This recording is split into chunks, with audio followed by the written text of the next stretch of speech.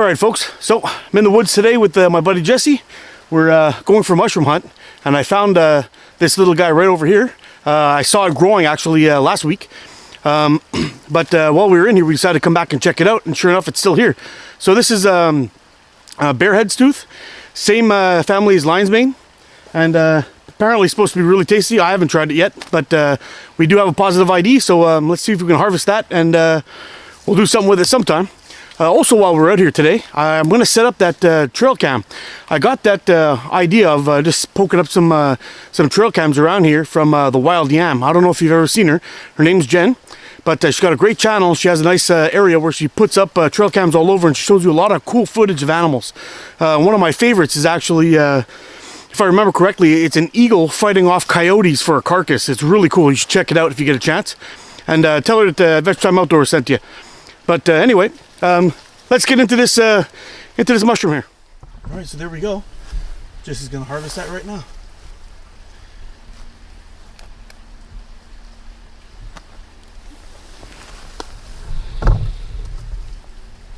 Oh, there's even a little friend in there.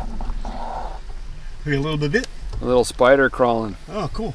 It's not a big piece. This won't really make much of a meal, but it's very tasty. Very tasty.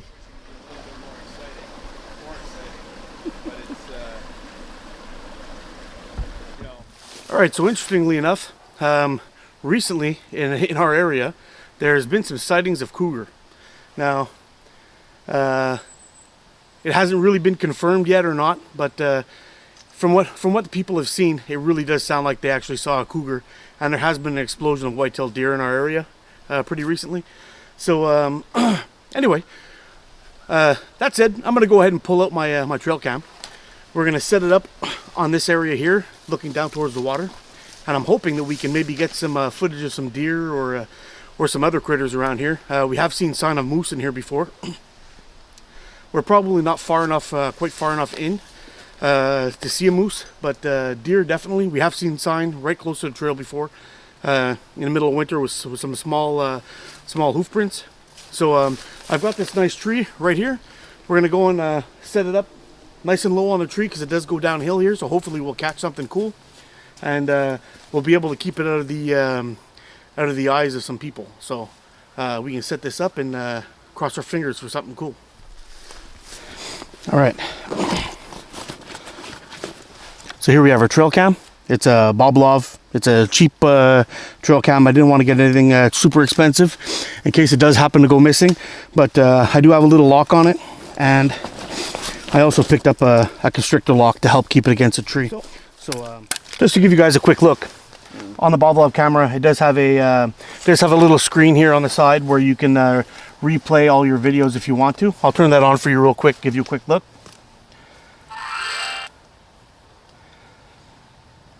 So once you have it set up, you can verify what you're looking at. You can see here, we got it going a little bit. You can see my tripod and all the way down the hill. I do have this tiny little lock here that'll hopefully prevent anyone stealing my my SD card. And we also have a master Python lock here, and hopefully that'll stop anybody from actually taking it. But really, if they wanted, they could just break it off and make off with my stuff. All right, so just want to do a quick shout out to Jen over at Wild Yam. The Wild Yam, thanks a lot for that tip that you did, and that video was great and gave me a pretty cool idea to check out the area, see what we could find.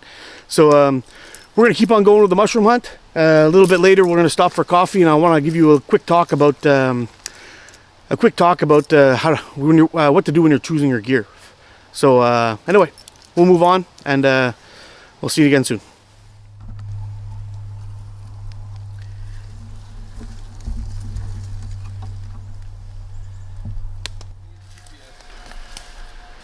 Another piece of chaga here, but we're going to leave him there until it gets nice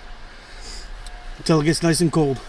Maybe we'll come back and get him later when he gets a little bit bigger, even though it is a nice size.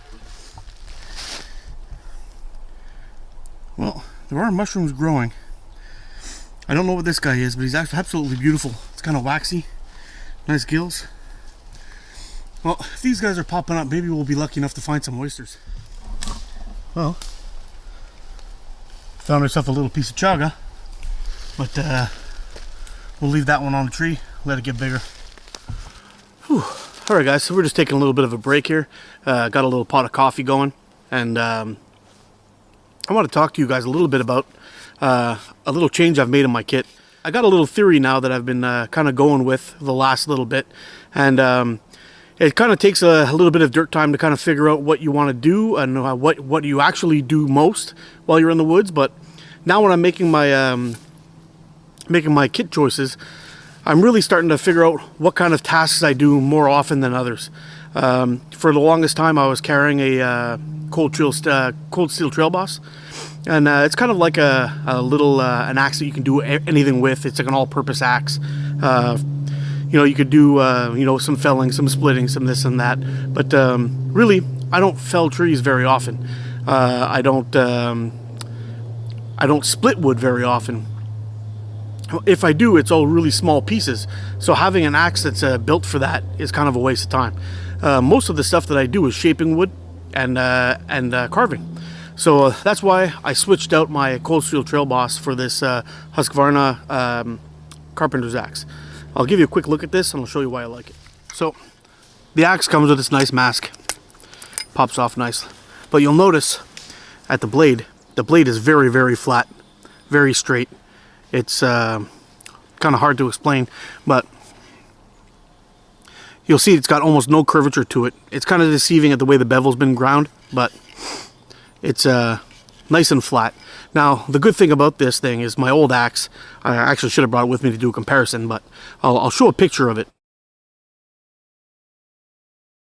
My old axe was very round here, which made it a good choice to cut into things, which was pretty good because the rounded edge would make it slice through the wood and bite deeper when you're cutting. But on a felling axe, for example, a felling axe would have a very similar profile to this, except for it'd have like a little bit of a chunk here, so your pieces would chip out and fly away. Now, the reason why I chose this axe was, for one, it really has a nice, it's almost like a bearded axe, a really flat edge on it, and it's very good for you know, for using as a chisel, like peeling off stuff or flattening out pieces, like carving notches, all that kind of stuff, squaring out a log, that kind of thing. This would be an excellent choice. This would actually work much better than the trail boss I was using before. I really don't want to get into a review on this axe. That's not what this is about. It's more of about choosing choosing your kit pieces wisely. Try to give it some thought and think about what you use your tools most for. Because going out with a felling axe when you're a guy who likes to carve all the time, it's kind of a cumbersome and more difficult to use. Now this axe, for example, is not going to chop down a tree as well as a felling axe would, but it will do the job.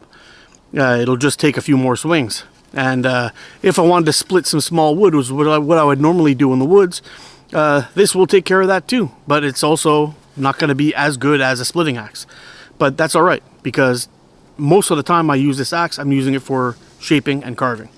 So that's why I'm going to be carrying this in the woods from now on. And pretty soon, hopefully, I'll be able to get out and do a field test on it when I've got some more practice with it under my belt. So the next time you're out, give some thought about what you use your gear for most and plan it around those kind of tasks. And you'll be more efficient with your tools while you're out on camp or out on the trails than you would be if you're carrying you know, something that you think can do it all right. So anyway, thanks for watching. Get out, explore. We'll see you again soon. And if we find anything else cool, I'll come back and see you. Well, all right, so just coming off the trail, we're heading back to the car. And if you look over my my shoulder on this side, my left-hand shoulder, see Jesse in the background, there's a nice big chunk of bearhead's tooth. Right there, I'll give you a close-up. Take a look at that. It's an awesome looking mushroom.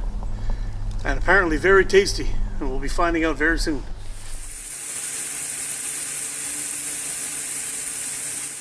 So next time you're out, really try out looking for some gear. Really give some thought about what you do use your gear for most. Toot toot.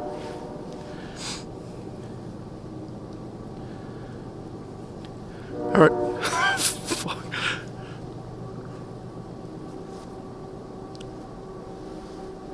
All right, guys. So next time you're out looking for gear, I swear to God, it's doing it on purpose, man.